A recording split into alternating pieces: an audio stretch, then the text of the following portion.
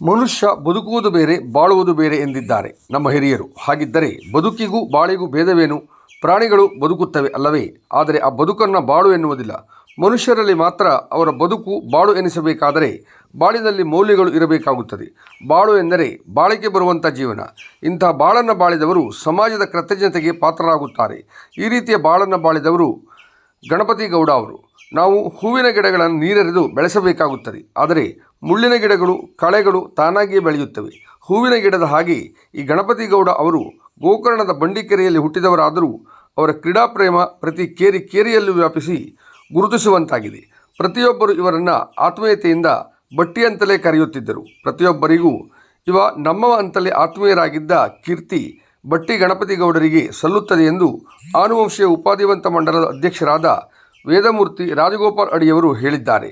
ಅವರು ಗೋಕರ್ಣದ ಐತಿಹಾಸಿಕ ಗೋಗರ್ಭ ಮೈದಾನದಲ್ಲಿ ಶ್ರೀ ಪಟ್ಟೆವಿನಾಯಕ ಫ್ರೆಂಡ್ಸ್ ಕ್ರಿಕೆಟರ್ಸ್ ಗೋಕರ್ಣ ಇವರು ದಿವಂಗತ ಗಣಪತಿ ಗೌಡ ಬಟ್ಟಿ ಇವರ ಸ್ಮರಣಾರ್ಥ ಹಮ್ಮಿಕೊಂಡ ಟೆನ್ನಿಸ್ ಬಾಲ್ ಕ್ರಿಕೆಟ್ ಪಂದ್ಯಾವಳಿಯನ್ನು ದೀಪ ಬೆಳಗಿಸುವುದರ ಮೂಲಕ ಉದ್ಘಾಟಿಸಿ ಮಾತನಾಡಿದರು. ಅವರು ಬಡ ಕೃಷಿ ಕೂಲಿ ಕಾರ್ಮಿಕರಾಗಿ ಜೀವನ ನಡೆಸಿದರೂ ಸಹ ಕುಟುಂಬ ಪ್ರೀತಿ ವಾತ್ಸಲ್ಯಕ್ಕೆ ಅವರಲ್ಲಿ ಎಂದೂ ಬಡತನವಿರಲಿಲ್ಲ. ಸದಾ ಸಮಾಜಮುಖಿಯಾಗಿ ಸುಮಾರು 50 ವರ್ಷಗಳ ಕಾಲ ಬಾಳಿ ಇಹಲೋಕಕ್ಕೆ ವಿದಾಯ ಹೇಳಿದಂಥ ಅವರ ಬಾಳು ಮರೆಯುವಂಥದ್ದಲ್ಲ, ಸದಾ ಸ್ಮರಿಸುವಂಥದ್ದು. ಅದಕ್ಕಾಗಿ ಅವರ ಸ್ಮರಣಾರ್ಥ ಇಂದು ಕ್ರಿಕೆಟ್ ಪಂದ್ಯಾವಳಿ ನಡೆಯುತ್ತಿದೆ. ನಮ್ಮ ಸಮಾಜ ಆದರ್ಶ ಬಾಳ್ವೆಯನ್ನು ಬಾಳಿದವರನ್ನು ಮರೆಯುವುದಿಲ್ಲ ಎಂಬುದಕ್ಕೆ ಇದೇ ಸಾಕ್ಷಿ. ಪ್ರತಿ ವರ್ಷವೂ ಸಹ ಅವರ ಹೆಸರಿನಲ್ಲಿ ಟೂರ್ನಮೆಂಟ್ ನಡೆಯಲಿ, ಅದಕ್ಕೆ ನಮ್ಮೆಲ್ಲರ ಸಹಾಯ ಸಹಕಾರ ಸಿಗುವಂತಾಗಬೇಕು. ಅದಕ್ಕೆ ನಾನಂತೂ ಸದಾ ಸಿದ್ಧ. ಹಾಲಕ್ಕಿ ಒಕ್ಕಲಿಗ ಸಮಾಜದಲ್ಲಿ ಜನಿಸಿದ ಗಣಪತಿ ಗೌಡ ಅವರು ಈ ಸಮಾಜದಲ್ಲಿ ಜನಿಸಿದ ಅಮೂಲ್ಯ ಚೇತನ ಎಂದರೆ ತಪ್ಪಾಗಲಿಕ್ಕಿಲ್ಲ. ಕ್ರಿಕೆಟ್ ಆಟಗಾರನಾಗಿ, ತೀರ್ಪುಗಾರನಾಗಿ, ನಿರೂಪಕರಾಗಿ ಅವರು ಬಹಳಷ್ಟು ಕೊಡುಗೆಯನ್ನು ನೀಡಿದ್ದಾರೆ. ಅವರ ಆದರ್ಶವನ್ನು ಪಾಲಿಸುವುದೇ ಅವರಿಗೆ ನಾವು ನೀಡುವ ನಿಜವಾದ ಶ್ರದ್ಧಾಂಜಲಿ ಆಗುತ್ತದೆ ಎಂದು ಹೇಳಿದ್ದಾರೆ. ಈ ಸಂದರ್ಭದಲ್ಲಿ ವೇದಿಕೆಯ ಮೇಲೆ ವ್ಯವಸಾಯ ಸೇವಾ ಸಹಕಾರಿ ಸಂಘದ ಉಪಾಧ್ಯಕ್ಷ ತೇಜಸ್ವಿ ಪಿ ನಾಯ್ಕ್, ಬಾಡ ಹಿರೇಹೊಸಬ ದೇವಸ್ಥಾನದ ಪ್ರಧಾನ ಅರ್ಚಕ ಗುನುಗರಾದ ಪವನ್ ಗುನುಗ, ರಾಜುಗೌಡ, ಮೊಹಮ್ಮದ್ ಇನ್ನಿತರರು ವೇದಿಕೆ ಮೇಲೆ ಉಪಸ್ಥಿತರಿದ್ದರು. ಆನಂದೋತ್ಸವನೆ ಕಾರ್ಯಕ್ರಮ ನಿರ್ವಹಿಸಿದರೆ ಗಣೇಶ್ ಆದಿಮೂಳೆ, ಮಹೇಂದ್ರಗೌಡ, ಶಶಾಂಕ್ ಅಡಿ ಮುಂತಾದವರು ಕಾರ್ಯಕ್ರಮಕ್ಕೆ ಸಹಕರಿಸಿದರು. ಇವತ್ತಿನ ದಿನ ಈ ಒಂದು ಸುಂದರ ಪರಿಸರದಲ್ಲಿ ಸೇರಿದ್ದೇವೆ. ಆದರೆ ಮನದಲ್ಲಿ ಬಹಳಷ್ಟು ನೋವಿದೆ. ಯಾಕಂತಂದ್ರೆ ನಾವು ಸ್ಮರಣಾರ್ಥವಾಗಿ ಈ ಒಂದು ಟೂರ್ನಮೆಂಟ್ ಅನ್ನು ಹಮ್ಮಿಕೊಂಡಿದ್ರು, ಅದು ಗಣಪತಿ ಬಟ್ಟಿ ಬಗ್ಗೆ. ಜನರು ಬದುಕುವುದು ಬೇರೆ, ಬಾಳುವುದು ಬೇರೆ. ಜನರು ಬದುಕುವುದು ಬೇರೆ, ಬಾಳುವುದು ಬೇರೆ ಅಂತ ನಮ್ಮಲ್ಲಿ ಹೇಳಿದ್ದಾರೆ. ಅಂದ್ರೆ ನಮ್ಗೆ ಅರ್ಸ್ಬೋದು ಬದುಕುವುದು ಬೇರೆ, ಬಾಳುವುದು ಬೇರೆ ಅಂದ್ರೆ ಏನು ಅಂತ. ಬದುಕುವುದು ಪ್ರಾಣಿ ಪಕ್ಷಿಗಳು ಸಹಿತ ಬದುಕ್ತದೆ, ಆದರೆ ಬಾಳುವುದು ಬೇರೆ. ಬಾಳಿಕೆ ಬರುವುದೇ ಬಾಳು. ಆ ಬಾಳಿಕೆ ಬರಬೇಕಂದ್ರೆ ಆ ಮೌಲ್ಯಗಳನ್ನು ಅವರು ಅಳವಡಿಸ್ಕೊಂಡಿರ್ಬೇಕು, ಆದರ್ಶವಂತರಾಗಿರ್ಬೇಕು. ಅಂತ ಆದರ್ಶವಂತ ವ್ಯಕ್ತಿತ್ವವನ್ನ ಹೊಂದಿದಂತ ವ್ಯಕ್ತಿಗಳನ್ನು ಮಾತ್ರ ಸಮಾಜ ನೆನಪಲ್ಲಿ ಇಟ್ಕೊಳ್ತದೆ ಯಾವತ್ತು. ಅಂತ ಆದರ್ಶಪ್ರಾಯದಂಥವರು ನಮ್ಮ ಪ್ರೀತಿಯ, ನಿಮ್ಮೆಲ್ಲರ ಪ್ರೀತಿಯ ಗಣಪತಿ ಬಟ್ಟಿ ಅಂತ ಹೇಳಲಿಕ್ಕೆ ನಾನು ಈ ಸಂದರ್ಭದಲ್ಲಿ ಇಷ್ಟಪಡ್ತಾ ಇದ್ದೇನೆ. ನಿಮ್ಗೆ ಅನಿಸ್ಬೋದು ಯಾವ ರೀತಿ ಅದರಲ್ಲಿ ವ್ಯತ್ಯಾಸ ಅಂತ. ನಾವು ಮನೆಯಲ್ಲಿ ಹೂ ಗಿಡಗಳನ್ನು ಬೆಳೆಸುವಾಗ ನಾವು ಏನು ಮಾಡ್ತೇವೆ, ನೀರೆರೆದು ಅದಕ್ಕೆ ಬೇಕಾದ ಗೊಬ್ಬರವನ್ನೆಲ್ಲ ಹಾಕಿ ನಾವು ಬೆಳೆಸ್ತೇವೆ. ಆದರೆ ಅದ್ರ ಜೊತೆಯಲ್ಲಿ ಏನು ಮುಳ್ಳು ಗಿಡಗಳು ಅಥವಾ ಏನು ಬೆಳೆಯುತ್ತೋ ಅದು ತಾನಾಗಿ ಬೆಳ್ಕೊಳ್ತದೆ. ಅದರಿಂದ ಏನು ಪ್ರಯೋಜನ ಬರೋದಿಲ್ಲ. ಈ ಏನು ಹೂವಿನ ಸುವಾಸನೆ ಅಂತೆ ಈ ಒಂದು ಚಿಕ್ಕದಾದ ಒಂದು ಬಂಡಿಕೇರಿಯಲ್ಲಿ ಜನ್ಮವನ್ನ ತಾಳಿ ಇಡೀ ಪ್ರತಿ ಕೇರಿಯಲ್ಲೂ ಸಹಿತ ತಮ್ಮ ಆ ಹೂವೇ ಗಮನಿಸುತ್ತೋ, ಅದರ ಸುವಾಸನೆ ಬೀರುತ್ತೋ, ಅದೇ ರೀತಿಯಲ್ಲಿ ಯುವಕರಿಗೆ ಸ್ಫೂರ್ತಿಯಾಗಿ ಪ್ರತಿ ಕೇರಿಯಲ್ಲೂ ಪರಿಚಯ ಇದ್ದಂಥವರು ನಮ್ಮ ಗಣಪತಿ ಭಟ್ಟಿ.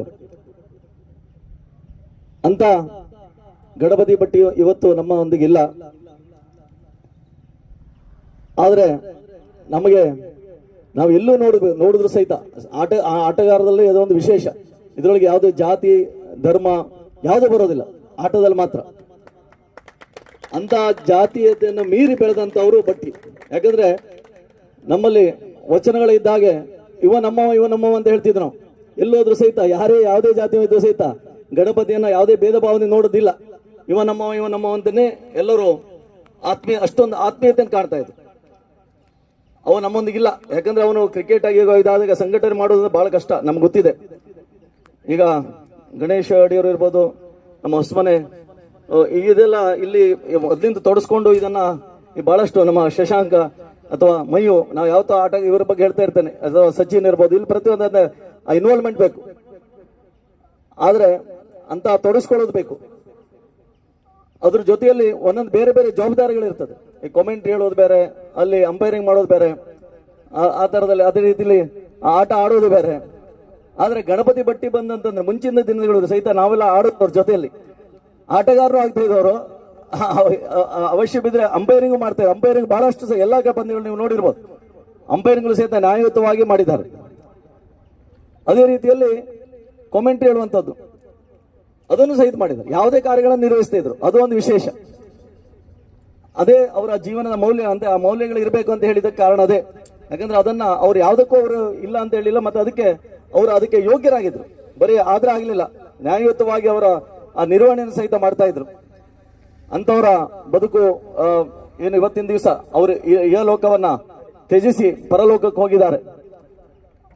ಅವರೊಂದು ಬಡ ಹಾಲಕ್ಕಿ ಕುಟುಂಬದಲ್ಲಿ ಜನಿಸಿದ್ರು ಸಹಿತ ಅವರೊಂದು, ನಾವು ಹೇಳ್ಬೇಕಂತಂದ್ರೆ ಅವ್ರ ಹಾಲಕ್ಕಿಗಳ ರತ್ನ ಅಂತಾನೆ ಹೇಳ್ಬೇಕು.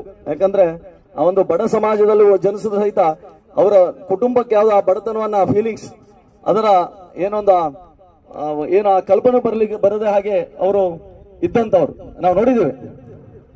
ಅಂತವ್ರು ಇವತ್ತಿನ ದಿವಸ ಇಲ್ಲ.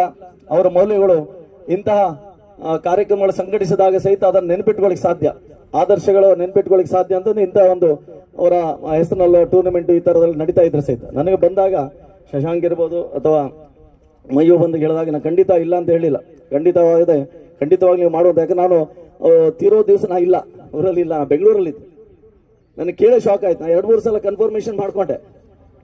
ಆದ್ರೆ ಪುನರಪಿ ಮರಣಂ ಪುನರಪಿ ಜನನ, ಬಂದವರು ಯಾವತ್ತು ಶಾಶ್ವತ ಅಂತ ಹೇಳಿಕ್ ಆಗೋದಿಲ್ಲ, ಅದು ಹೋಗ್ಲೇಬೇಕಾಗ್ತದೆ, ಭಗವಂತನ ನಿಯಮ. ಆದ್ರಿಂದ ಅವ್ರು ಇವತ್ತಿನ ದಿವಸ ನಮ್ಮನ್ನ ಅಗಲಿ ಹೋಗಿದ್ದಾರೆ. ಅವರು ಹಾಕಿಕೊಟ್ಟ ಮೌಲ್ಯಗಳು, ಯಾಕಂದ್ರೆ ಬಹಳಷ್ಟು ನೋಡ್ತಿದ್ವಿ ನಾವು. ಅವರೆಲ್ಲ ಮಧ್ಯದಲ್ಲಿ ಯುವಕರ ಸಂತಿಗೆ ಬೆರೆಯುವಾಗ ಅವ್ರು ಹೇಳ್ತಿದ್ರು ತೆಂಡೂಲ್ಕರ್ ಒಂದು ಅಥವಾ ಬೇರೆ ಬೇರೆ ವಿ ರಿಚರ್ಡ್ಸ್ ಅವ್ರದ್ದು ಇವ್ರದೆಲ್ಲ ಅವರು ವರ್ಣನೆ ಮಾಡಿ ಹೇಳೋದು ಇದ್ರೆ ಇವರಿಗೆ ಸ್ಫೂರ್ತಿ ಆಗ್ತಿತ್ತು, ಹುಡುಗರಿಗೆ ಸ್ಫೂರ್ತಿ ಅದೇನೋ. ಆ ಕಥೆಗಳು ಹೇಳ್ತಿದ್ರು ಹಾಗೆ ಹೀಗೆ ಅಂದ್ರೆ ಅವ್ರ ಜೊತೆಲಿ ಆಡದವ್ರ ತರ ಆಡ್ತಿದ್ರು. ಆ ತರ ಒಂದು ಸ್ವಭಾವ. ಅಂತ ಗಣಪತಿ ಭಟ್ಟಿ ಇವತ್ತಿನ ದಿವಸ ಇಲ್ಲ. ಆದ್ರೆ ಅವರ ಆಡಿದಂತ ನೆನಪು, ಅವರು ಹಾಕಿಕೊಟ್ಟ ದಾರಿ, ಅವರ ಹೆಸರಿನಲ್ಲಿ ಇವತ್ತಿನ ದಿವಸ ನೀವು ಆರಂಭ ಮಾಡಿದ್ರೆ ಮುಂದಿನ ದಿನಗಳಲ್ಲೂ ಸಹಿತ ನಿರಂತರವಾಗಿ ಈ ಒಂದು ಟೂರ್ನಮೆಂಟ್ ಅನ್ನ ಕಂಡಕ್ಟ್ ಮಾಡಿದ ನನ್ನ ನಿರಂತರವಾದ ಸಂಪೂರ್ಣ ಸಹಾಯ ಸಹಕಾರವನ್ನು ನಾನು ನೀಡಲಿಕ್ಕೆ ಸಿದ್ಧ ಅಂತ ಹೇಳಿ ಈ ಸಂದರ್ಭದಲ್ಲಿ ಹೇಳ್ತಾ ನನಗೆ ಮಾತನಾಡಲಿಕ್ಕೆ ಅವಕಾಶ ಕೊಟ್ಟ ಎಲ್ಲರಿಗೂ ವಂದಿಸ್ತಾ ನಾನು ಮಾತನ್ನು ಮುಗಿಸ್ತೇನೆ. ಧನ್ಯವಾದಗಳು. ಸರ್ವೇ ಜನ ಸುಖಿನ.